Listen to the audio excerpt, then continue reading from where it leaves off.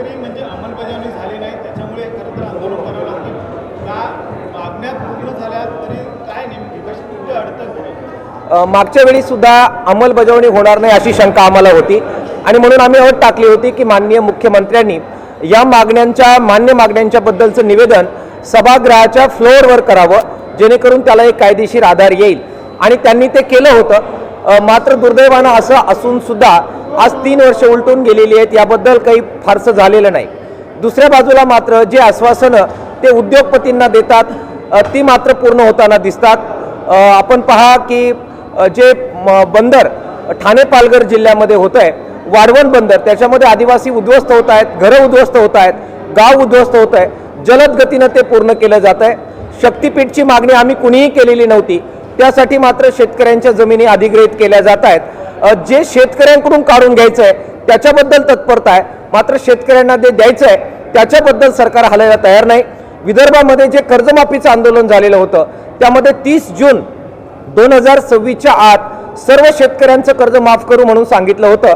मात्र आता माहिती जी मागवली जाते ती 30 जून 2025च्या आतील मागितली जाते, म्हणून तिथे सुद्धा दगाफटका होऊन अतिवृष्टीमध्ये जे शेतकऱ्यांचं नुकसान झालं ते परत वगळले जातील काय, ही भीती महाराष्ट्राच्या शेतकऱ्यांमध्ये आहे.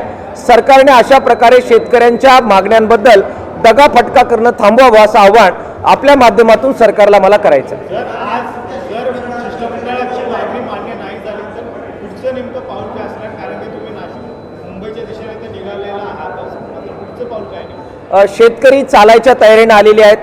आज ठाणे पालघर आणि नाशिकचे शेतकरी सुद्धा त्याच्यामध्ये वाढतील.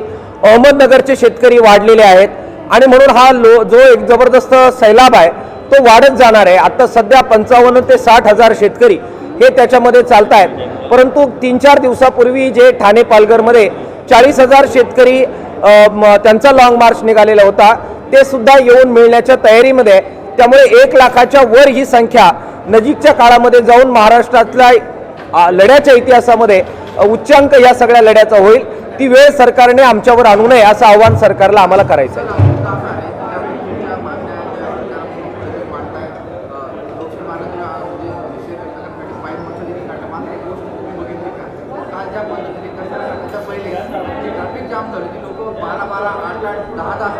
कारमध्ये बसून होते, लहान मुलांचे हाल झाले, कुटुंबामध्ये याकडे सरकारने नियोजन पूर्णपणे पाहायला मिळालं का? त्या संदर्भात देखील स्थानिकांना सहकार्य करण्याची मोर्चेकरण अपेक्षा असं बोलता येईल. त्या सगळ्या ट्रॅफिकमध्ये ज्यांना त्रास झाला ती आमचीच सगळी माणसं आहेत.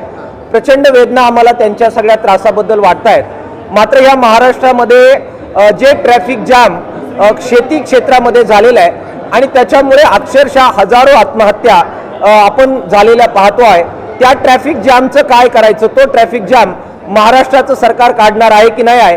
जी आश्वासनं महाराष्ट्राच्या सरकारने आदिवासींना दिली त्याच्या अंमलबजावणीमध्ये पण मोठा ट्रॅफिक जाम 3 वर्षापासून आहे. तो ट्रॅफिक जाम सरकार काढणार की नाही हे जरा पाहावं लागणार आहे. त्यांनी तो काढावा, म्हणजे असे वेगवेगळ्या प्रकारचे लॉंग मार्च काढून रस्त्यावरचा ट्रॅफिक जाम करण्याची वेळ महाराष्ट्रातल्या कोणत्याच संघटनेवर येणार नाही.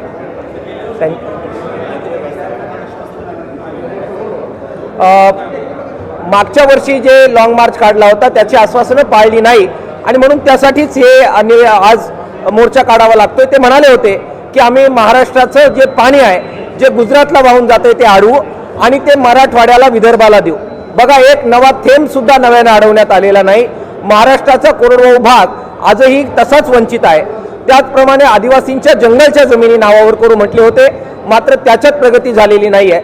त्यामुळे आंदोलनात झाली की त्यापुरतं गोडगोड बोलायचं, मात्र अंमलबजावणी करायचं नाही. हा कित्ता महाराष्ट्राचं सरकार गिरवत आहे, तो कित्ता त्यांनी गिरवणं थांबवावं हेच निवेदन घेऊन आज आम्ही आलेलो आहे.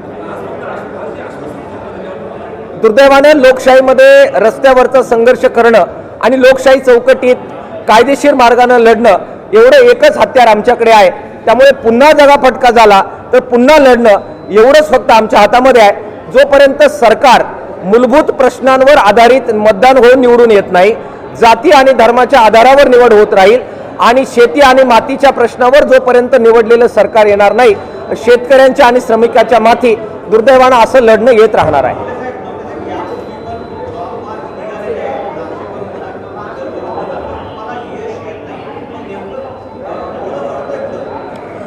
ही सरकारं जी निवडून येतात ती शेतकऱ्यांच्या आणि श्रमिकांच्या प्रश्नावर येत नाहीत, ती जाती आणि धर्माच्या आधारावर निवडणुका होतात.